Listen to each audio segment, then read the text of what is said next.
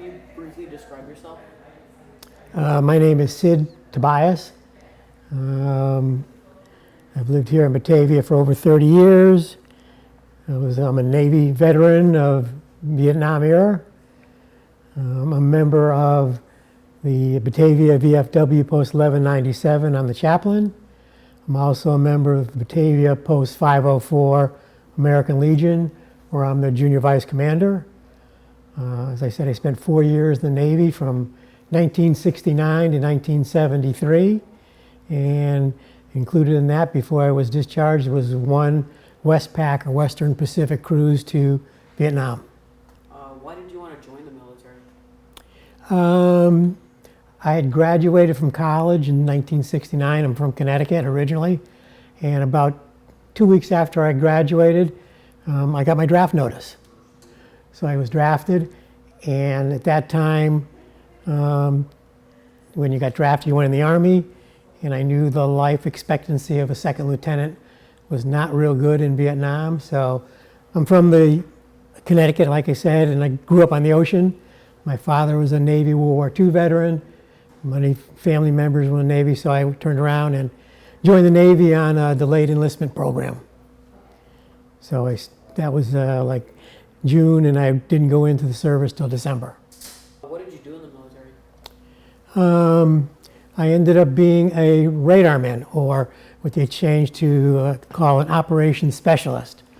After boot camp, they sent me to radarman school, and I spent 1 year in Point Mugu Naval Air Station testing different kinds of radar. Then was assigned to a new construction ship where I was going to be a radarman, which basically we, as it sounds, we man the radar screens for air search, surface search, navigation, and a lot of other interesting things that were done in what we call the Combat Information Center on the ship. Where did you deploy? The ship was home ported in San Diego, and when we did several cruises before the Westpac cruise, because it was a new construction. So I was actually originally shipped from Point Mugu Naval Air Station in California to Seattle, Washington, where the ship was being built. And I was on the commissioning crew when the ship was commissioned, and we steamed up and down the West Coast getting everything ready. But our deployment to the Westpac to Vietnam was out of San Diego. What do you remember about adapting to military life? It wasn't as hard for me as some of the younger guys, because I had already finished college, so I was 22. So I remember going like through boot camp, and some of the guys getting their haircut, it was a traumatic experience. It was just another haircut, so it was not a big deal. I think one of the big things they taught you in boot camp, and what you needed to know when you're on a small ship, is you're by yourself. There's nobody there to help you, and there's no place to go.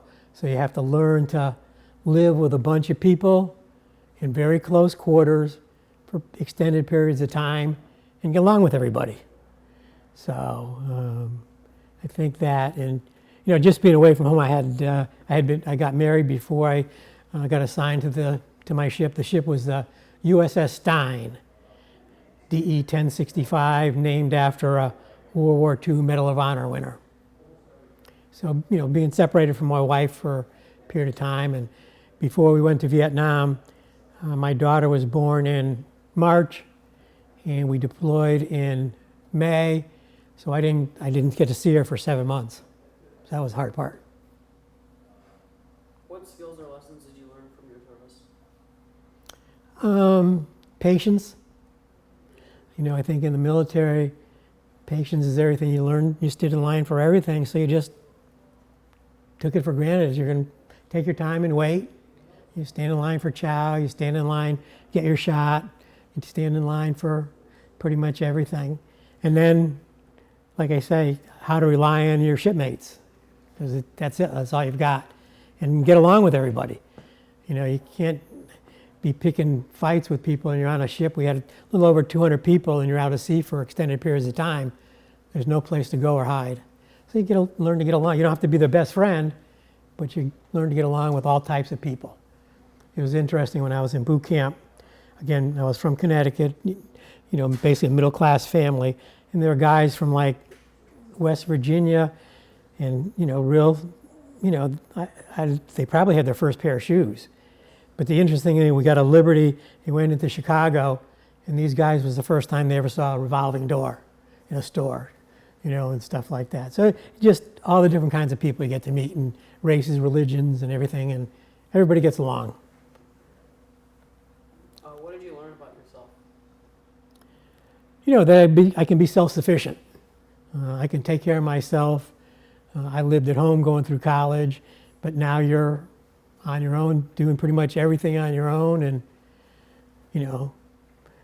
other than your shipmates, if you're standing shore patrol in some god-awful place, you got the confidence that you knew what you were doing, how to take care of yourself. What are some life lessons you learned from your military service? Pretty much about just what I said. I think to be able to get along with people, listen to people, and not jump to conclusions about people because of the way they look or act. It's what the person is, and you learn that when, like I say, our berthing compartment probably had 50 people in a tiny space. Our bunks were 3 high, next to each other and across from each other, and you had to get along with people, and you just did. And that's probably the biggest thing, is get along with people and have an easy-going demeanor, not lose your temper. What was the best and worst part of your service? Probably the best thing was all the places we went. They say, join the Navy, see the world. I think I've been to almost every major port on the Pacific Ocean. So like my kids or grandkids would go to school and they'd be studying some country. I said, oh yeah, I've been there. Here's some money I brought home from there. So we visited pretty much every place. And then the friends that you make.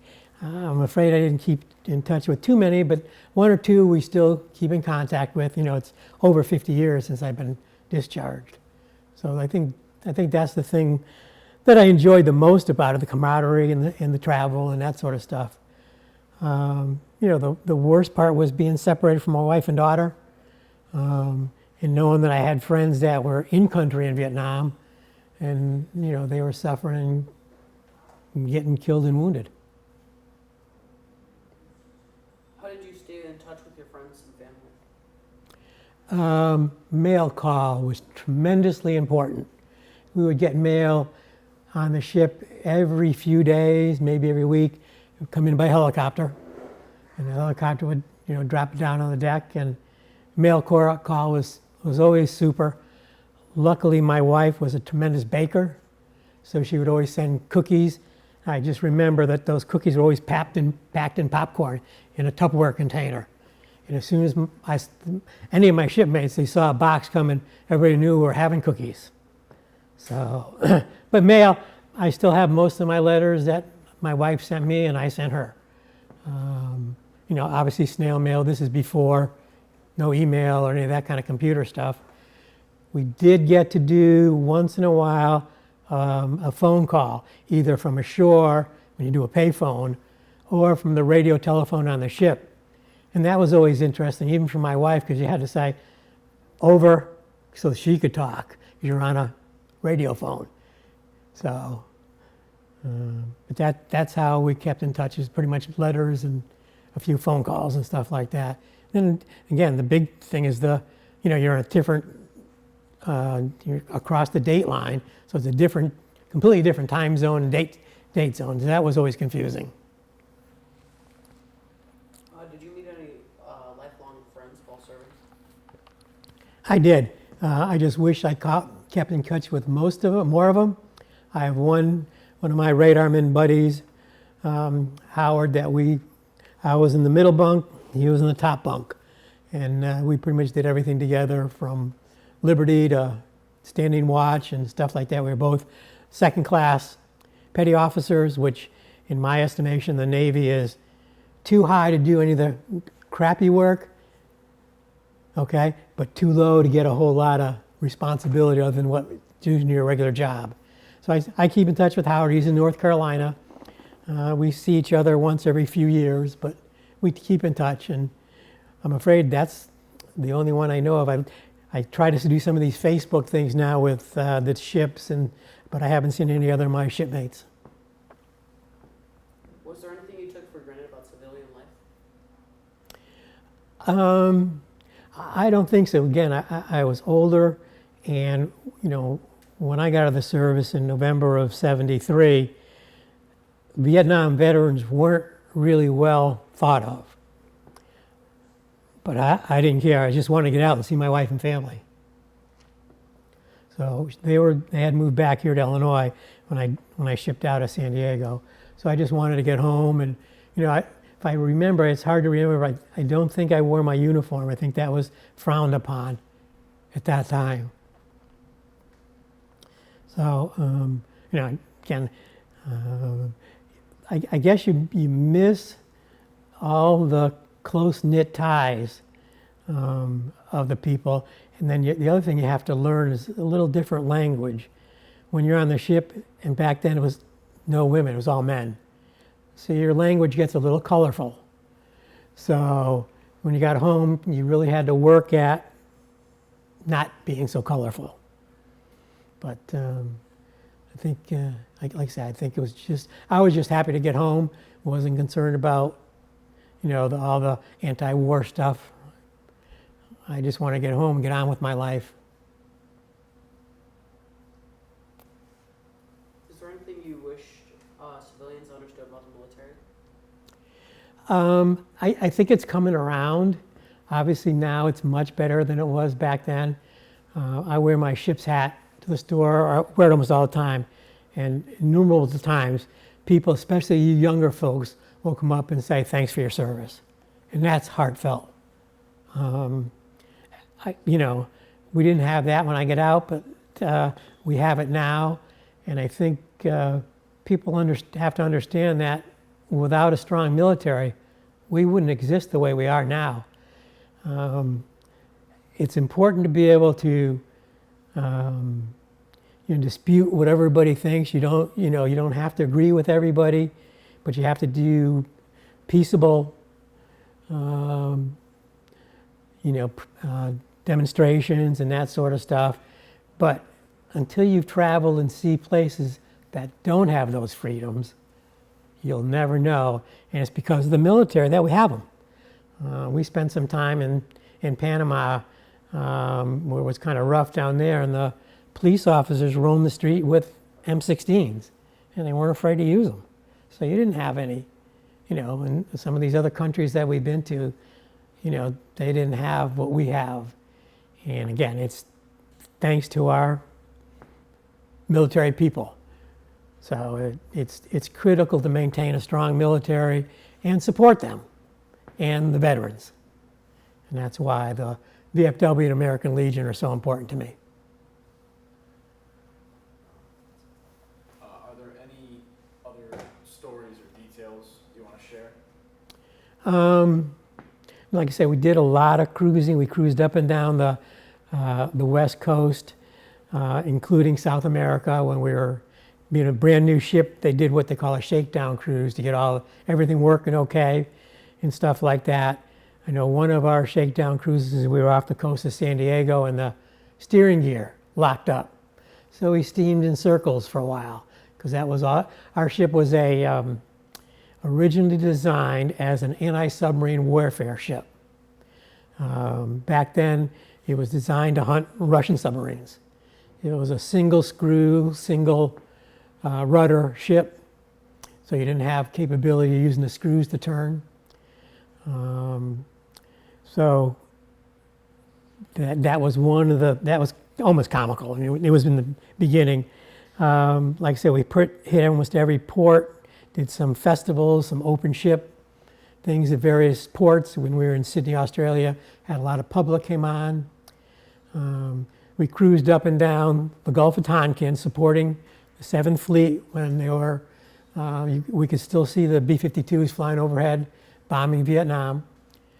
I was there toward the end of the war, and one of our duties, we were up in the Gulf of Tonkin, which runs by Haiphong Island in North and South Vietnam, and there were mines in Haiphong Harbor. So the minesweepers, as part of the agreement to end the war, the minesweepers, which are small wooden ships, were minesweeping Haiphong Harbor, and we were up there with the fleet and, watching for whatever to protect the aircraft carrier and the cruisers. That was a destroyer's job. Well, a typhoon was found coming toward the Gulf of Tonkin. And during a typhoon, you're at sea, the fleet basically takes off away. You just get away from it. You don't want to be in port, you want to be out in the open ocean, but away from it as much as possible. Well, that's all well and good, except minesweepers don't go very fast. And like I say, they're small wooden ships. So my ship got assigned to escort the minesweepers during the typhoon. And that was an experience. And I was on the radio phone with some of the guys in the minesweepers, and they were saying, shelving was pulling right out of the walls. And, all you can do during a typhoon is hang on. You try to steam one way and the wind's pushing the other. So you're just cruising along at a small speed, and you basically get pounded. But we survived, the minesweeper survived. We went through several typhoons, but most of them we got away from. But just Navy life on a small ship is an interesting experience. If you get to go on, even if it's in port, if you get to go on a ship, all the hatches are watertight. You got to duck and raise your feet at the same time. You learn to, like I say, you do a lot of line standing, but you learn the sailors walk funny because the ship rolls. And you can go up a whole ladder, a whole flight of stairs in one step when the ship is pitching up and down. So that was real interesting. One other thing, we were off the coast of Japan, and we hit some pretty big rogue waves. And the ship, and I have a picture of it, we have a ship that had a big 5-inch gun mount on the bow. And that wave just smashed the crap out of it. So we had to put into Sasebo, Japan for a few days to repair the gun mount. But I don't know if you want me to tell you a little bit about the ship, I can do that. Like I say, it was an anti-submarine ship, had a 5-inch gun mount on the bow for naval gunfire support, and radarmen were part of that. We didn't fire the gun, but we could plot where the target was and have the gunners do the proper shooting and aiming. Had what they call an ASROC on the bow right behind the gun mount, which is an anti-submarine rocket, which when we found submarines, you could fire a rocket and it would deploy a torpedo. And it was a homing torpedo and would go after the submarine. We also had a couple of torpedo tubes on the main part of the ship that we could fire, the air fired out into the water. And then we had a small anti-air missile system on the stern of the ship. We had our own, what they call a LAMPS, light airborne military platform helicopter. LAMPS helicopter that we used for search and rescue and for tracking air submarines. They would go out and drop sonobuoys to listen for submarines, and they would send back the information to the Combat Information Center where I worked as a radarman. And if we pick up a submarine, we could plot it, try to guess its course and speed, and try to intercept it. So the helicopter guys were a different breed, trying to land a helicopter on a small, our ship was like 430 feet, and it's always moving. So trying to land a helicopter on a small ship can't be an easy thing. I think one of the things I regret, the pilots who I worked with a lot wanted me to go for a ride, and I said, I think I'll pass on that. And I regret that. I should have gone for a helicopter ride. I know one time they were out doing some training, and I was controlling them, and they went out beyond the horizon. And I said, I heard him on the radio, the pilot says, okay, I see a little squall out here, I'm gonna go get a car wash. So they flew out, well, I don't know if the car wash did it, but knocked out their gyro. So we were out in the middle of the ocean, nothing to know which way the ship was. So I says, okay, I talked to the captain. I said, I don't know where they are. They're below the horizon. So I said, okay, I still had them on radar. I said, pop up till I see you on the radar, and then I'll guide you back. So that, worked out fine. So that was kind of interesting. So before we went to Vietnam, they also put 250 caliber machine guns on each side of the ship for small arms, a lot of junks and stuff. So that was interesting. You stood watch with a 45 when you were in port. We learned to fire an M16. I always tell people that I'm an expert firing an M16. I hit everything I aimed at. We were at sea and I hit the ocean every time. That's all we had to pretty much do, just be able to shoot it if you needed it. Because when you were in port, you never knew what was going to happen. So that's a few sea stories. I mean, I got about 1 million of them. But most of it's life at sea. It's just a whole different life. But like I say, I wouldn't have missed it for anything. I met my wife. I went to boot camp here at Great Lakes and school in Great Lakes, and that's where I met my wife. So my military service means a lot to me. And then I could show you, I don't know if you'll be able to see it. I got a picture of the ship. You want to see what the picture, actually it's probably in here.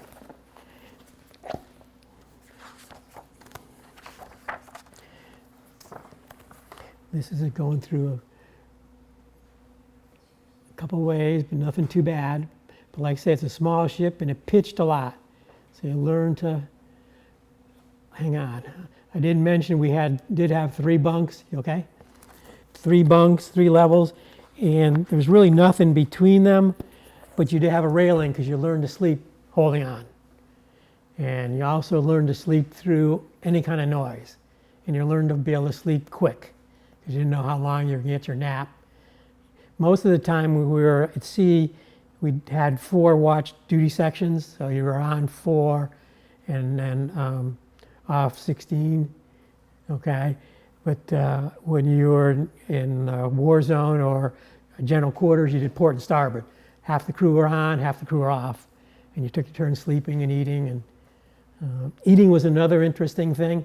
Food was good in the Navy, but you learned, one of my buddies was the commissaryman or cook, and if after you've been out to sea for a while, and you're going down the chai line, he would shake his head, you skipped that thing, and you went to something else. But, if it was rough, all the food was cooked in these big kettles. They were bolted to the floor because they couldn't put stuff in the ovens. And the tables in the chow hall had lips on them, so your thing couldn't slide off. And then if it was a storm, everything had to be put away. You couldn't even leave a stapler out on the desk. Everything had to be put into a locked drawer because it became a missile and went flying across the ship. And it's true, most sailors, I'm one of the exceptions, most sailors drank coffee 24/7. So I made like a bajillion gallons of coffee. I never acquired a taste for it, but I made a lot of it, so.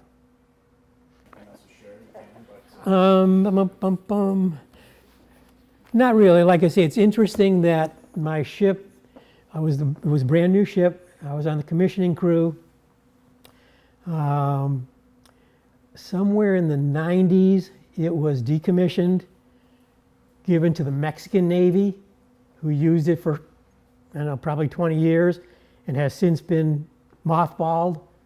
The one thing I always wanted to do, being what they call a plank owner, is when you're part of the commissioning crew, you actually get to take a piece of the ship home when you get out. So I have like a microphone, a safe key. I was in charge of all the safes on the ship. And I was also in charge of updating all the secret and manuals and stuff when new supplements came out. So I got a record of how that worked. But as a plank owner, you were always invited to return to the ship and what they call be bonged on board.